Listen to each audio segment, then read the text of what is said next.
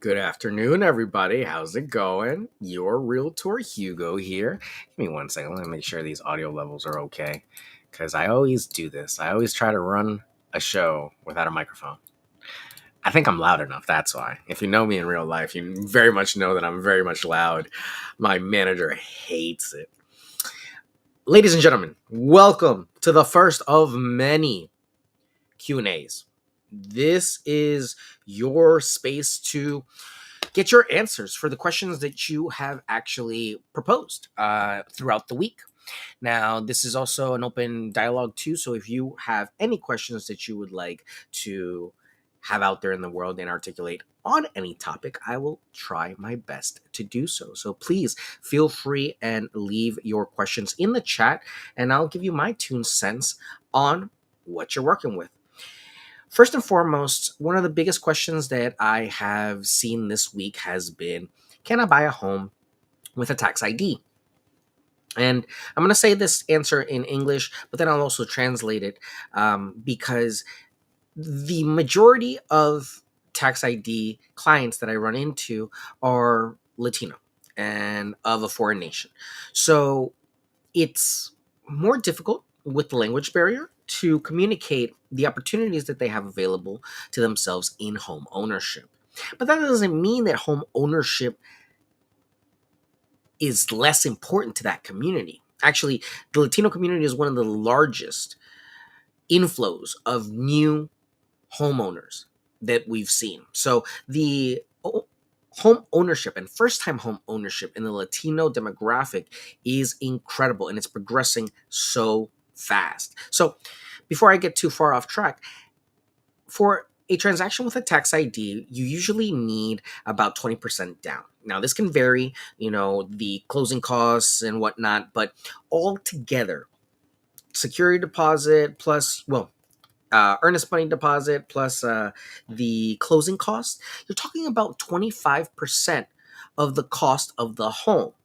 Now, remember, this is in case you get a loan. So, for example, if the home is $100,000, the 25% will come out of that $100,000. To close on that property, you would only technically need about $25,000 to close on that property. Now, again, I'm not inviting you to go buy a home without being financially stable, because it's never about just purchasing the home and having enough for the down payment. It's about knowing the cost of maintenance, understanding insurances and property taxes, the fluctuations in that, and being able to save money consistently, having an emergency fund as well as a dedicated source of resources in case something goes wrong and needs to be repaired. But can you buy a property with tax ID? Absolutely. There is no reason that you cannot. It is really just a matter of you getting into the mental mindset of liquidating your debt, finishing your student loan payments if you have any, improving credit if you do have, derogatory marks on your credit, and start to have the conversations. More often than not, I meet clients every day that bust their behinds trying to get further along in the world. And they unfortunately feel incapable of performing to the best of their abilities. They think that, hey, this dream is for someone else. This is something for another person. Absolutely not. Real estate is first and foremost paramount to your survival.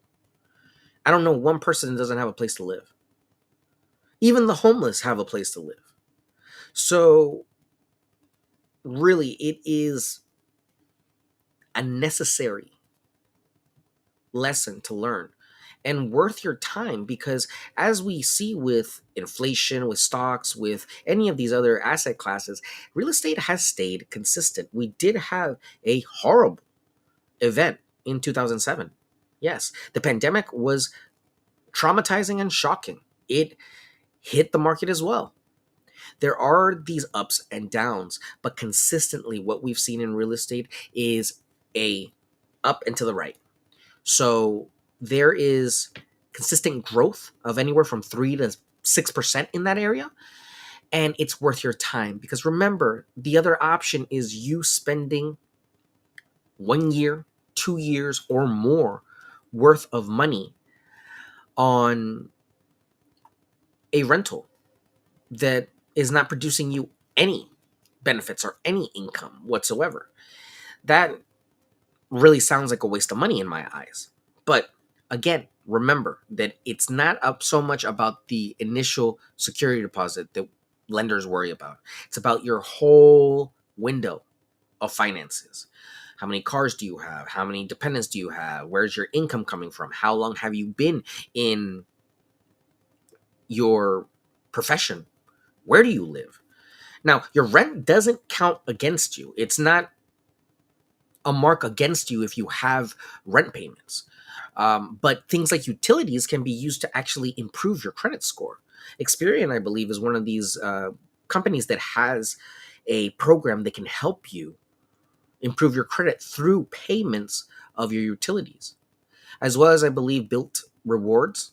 They also have a credit card that can let you put your rental payments onto this credit card and build credit with the rental payment that would otherwise go to a landlord and not help you at all to really benefit from home ownership.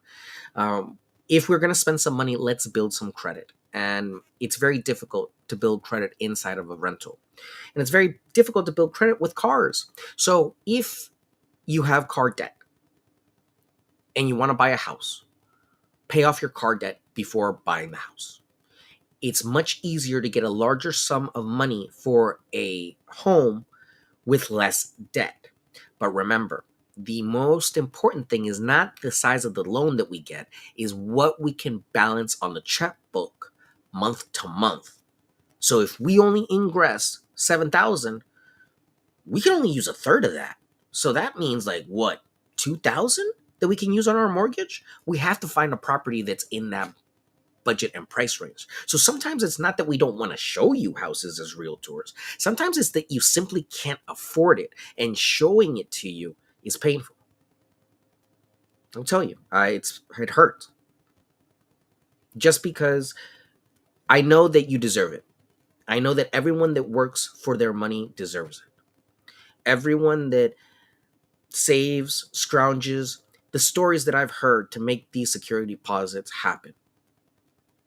I really do commend some of you for your dedication and your determination to your goals. So it's frustrating. I understand. I know. But that being said, just because it's hard doesn't mean that you shouldn't go through it. And doesn't mean that you won't end up through it on the other side a better person and a homeowner. It really is a life-changing experience. It will teach you more about yourself than anything else, I believe, because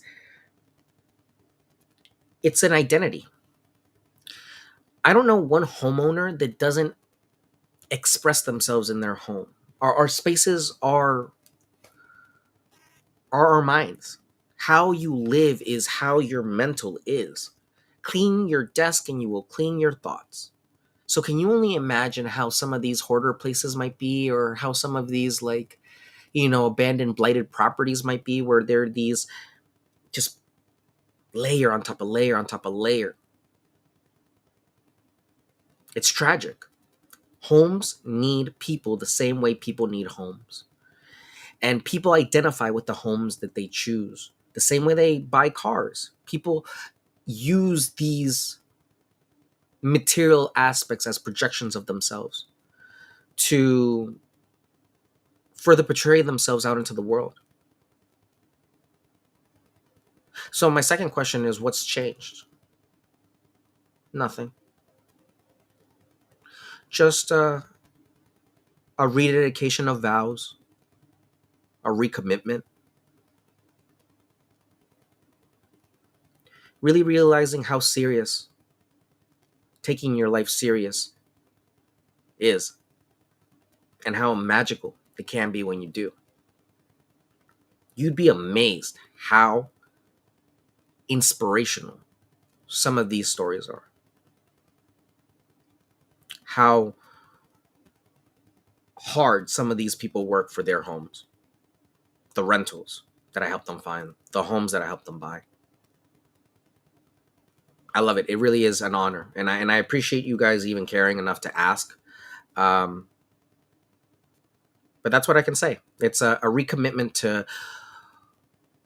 who I was before the social media ambassador position became part of my identity. It's very difficult to wear that badge. It's very hard. There's a national spotlight on you, and it's um, to have 15,000 people look at you every day is tough, and to be perfect every day is hard. So forgive me if you don't see any captions, for some time. I don't have the bandwidth to make captions right now. At least anything that sounds good and really authentic. So I'd much rather have these little dialogues and these little videos with you, because I know that we all have lives. We all do things that, you know, we got to keep progressing forward and pushing the needle forward. So we all have stuff going on. I watch videos sometimes 2 to 3 times and just try to get the seeds of knowledge that come out of that. So that's what I can tell you. It's it's not easy being a realtor. So anyone that asked me about what it's like to be a realtor right now, it's difficult. It's very difficult. It's challenging because there's a lot of uncertainty. The real estate market is in flux right now, so to speak. It's changing. The commission structure is being threatened, um, and it's changing. So the long and the short of it is that you're going to see a new market come August. You're going to see some things that you might have never seen before. Document everything. Make sure you take your pictures. Make sure you have everything in writing.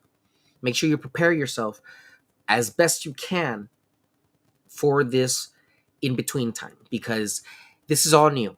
This is uncharted territory, and what will inevitably end up happening is someone will cross the line. And unfortunately, that will cause another problem. So, this is how we push legislation through. Every clause that you see on a contract is a lawsuit that happens somewhere down the line. So when you have contracts that are 15, 16, 17 pages long or more, it's because someone has some legal precedent in that particular paragraph. And each one of those paragraphs, I would bet, have been legally vetted to make sure that it is working for the best interest of that contract. No, contracts is not something that we play with. So what are you committing to? A lot of the big comments this week were, what is commitment? And what is it mean to be committed? Not just to you as a person, but also to your goal of buying a home. What is stopping you from getting to that extra point where you can say, I'm done. I'm sick of this. I'm over it. I can't keep moving like this. For some people, they hit rock bottom, and it gets to a point where it's like, I'm spending too much here. This is insane. I can go anywhere else and find a different world. And then some people get forced out. Some people it's hard. It's very difficult right now, and a lot of people are taking advantage of certain situations. So again, I talk in generals, not in specifics, because there's nuance to all of this. There's so many details that I could share with all of you. But the long and the short of it is that it comes down to one simple truth. Every person that I've ever helped buy a home knew what they wanted, knew that was the goal, and they made it happen. It's a long road. Sometimes it could take years. It's not easy. And sometimes it could be a piece of cake. I've helped people with the first home that they saw and boom, they bought it. Fantastic. They love it. I've helped people for years since the beginning of my career and they have yet to purchase a home. So, find yourself a realtor that has the heart of a teacher and that can be a partner to you,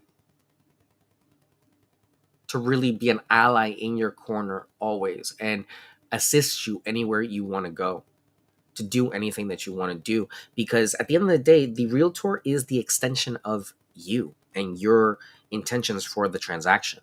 It's they're the one that's supposed to be formulating this offer, getting you with the right lender, getting you protected in the correct manner when it comes to the legal aspects of a transaction. You got to put your trust in someone that you can confide in and vet them, talk to them.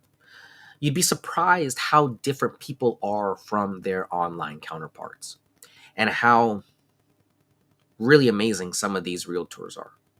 I know a lot of us get a bad rap as car salesmen, and a lot of us come from a lot of salesy backgrounds.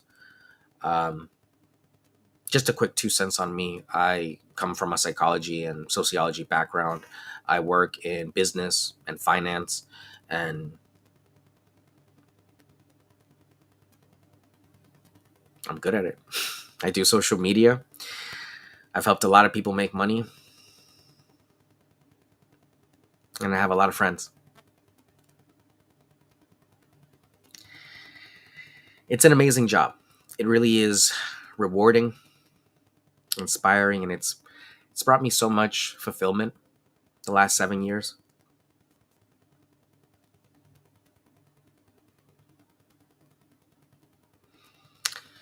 And it can take that long. You don't just save money overnight, but you have to start saving. I remember my first portfolio. I saved $1 a day. And over the course of a year, that was $356, if you can do the math. Compound interest is an amazing thing. So $1 a day can go a long way. And it was one of my favorite sayings when I was growing up. Use it. Use that to your advantage. Use the tools that are designed to help other people multiply. Learn about them. They're not foreign. They're not alien. They just may not have been used by people around you. It's difficult to blaze a new trail when you've seen no one do what you're doing. And the real reason why I stopped posting the way that I started posting was you guys freaked out. You all freaked out. And I can't work like that. I can't. I'm too much of a creator and too much of an artist to let you guys tell me what to make. So I stopped making it. I just, you know, gave you guys back what I had. But now we're in a very different time. At least for me. I don't know about you guys, but at least the people that I've been talking to, I think it's a little bit more of a collective movement than just myself. Because you got to remember, we're all part of something bigger. We're all connected. It used to be 6 degrees of Kevin Bacon, but now it's 6 degrees of something, all right?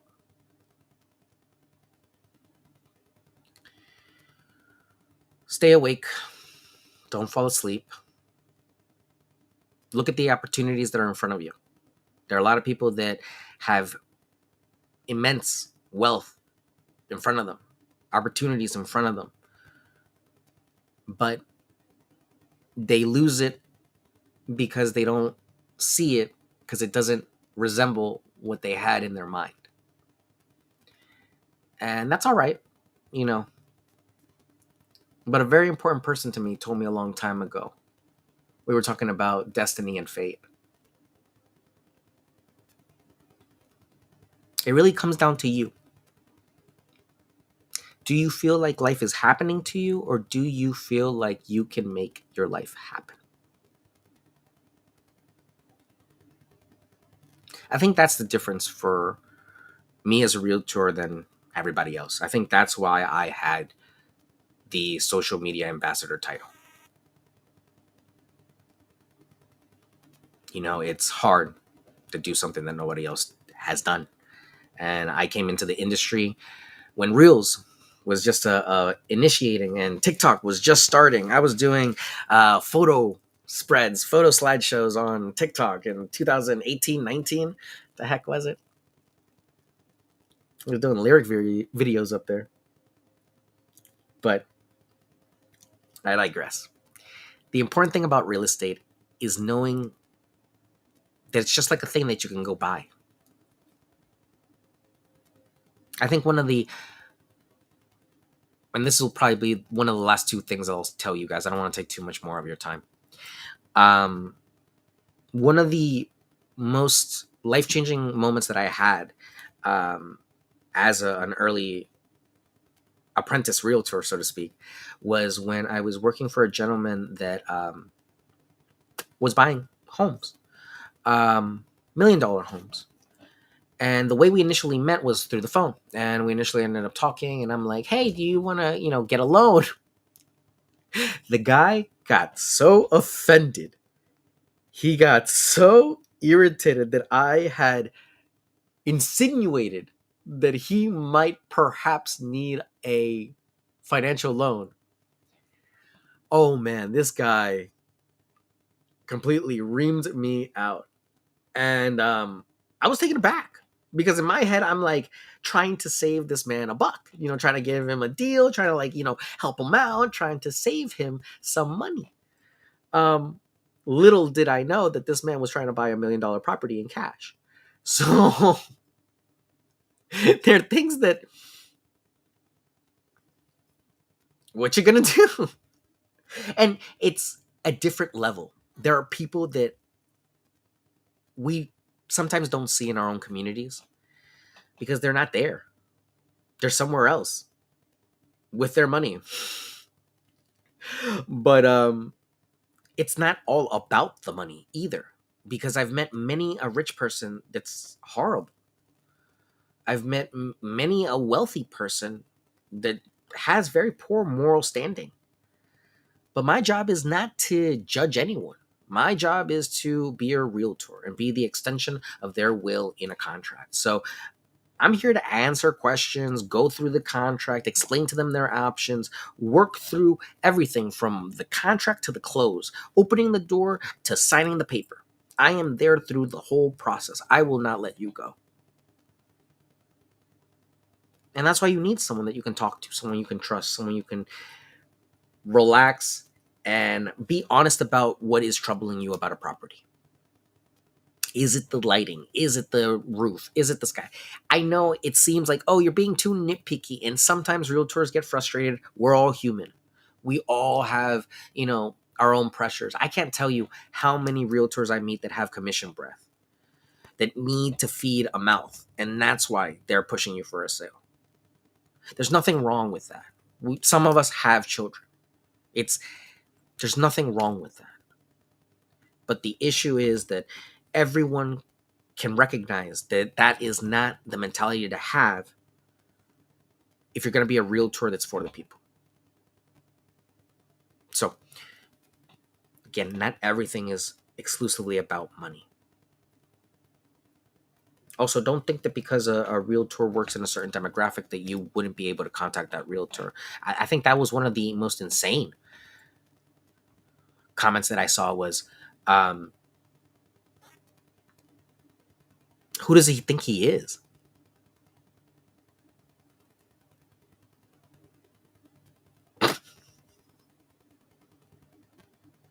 My guy. Take a chill pill. At any rate, um, you have to be very sure of who you are before you start an entrepreneurial endeavor. So if you're gonna start in real estate, I would highly suggest that you have savings, have at least $20,000 available to you in case things go south. Sometimes times are slow. It's an up and down market as is, but whenever we get a new bulletin and new report, it's boom right there. We see an uptick in whatever it is that's happening in the stock market. So stay informed, stay awake, don't fall asleep. Now that you're listening to stuff like this, don't don't lose focus of what the goal is at the end of the tunnel. There are going to be a lot of days that you're going to be looking at homes and you're going to be like, I don't know if I'm ever going to find a house. And there are two ways to look at that. You could have a home for right now, next 5 to 7 years, or you could have your forever home. Again, those are two different levels of wealth. And I'm a huge fan of growing into something instead of appearing or claiming to be it out of necessity or pride. Um,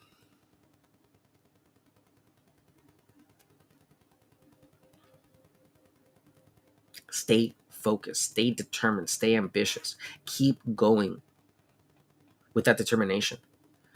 Because the sooner that you realize that that determination is what's bringing the home closer to you, the easier it's all going to be.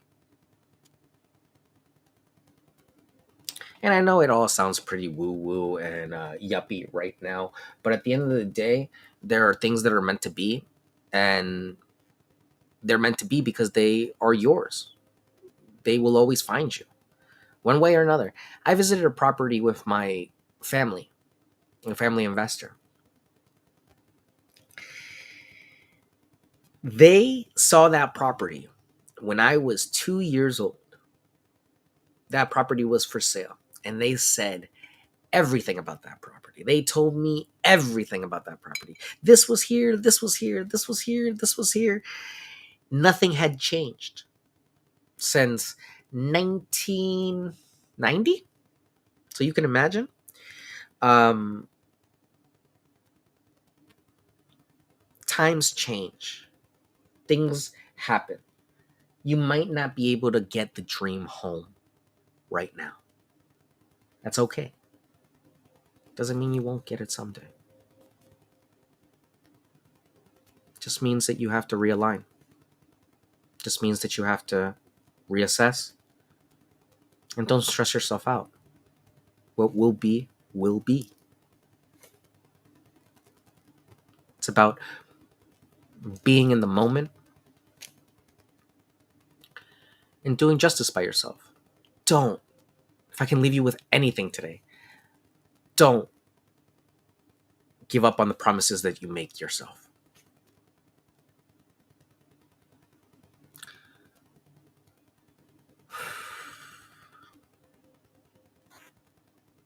Keep those promises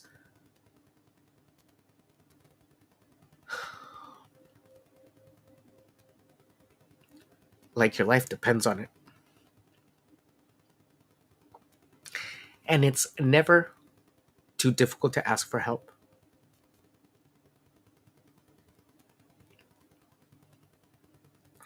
So before it becomes a bigger problem, ask for help. Um, no one wants to get that phone call. No one wants to have to clean up that mess. So don't make people do your dirty work. And do yourself a favor and watch till the end of the movie. It gets really good at the end. I hope you all stay positive out there. If you have any further questions, feel free and reach out. Don't take it so serious. It's just life. I'll see you soon.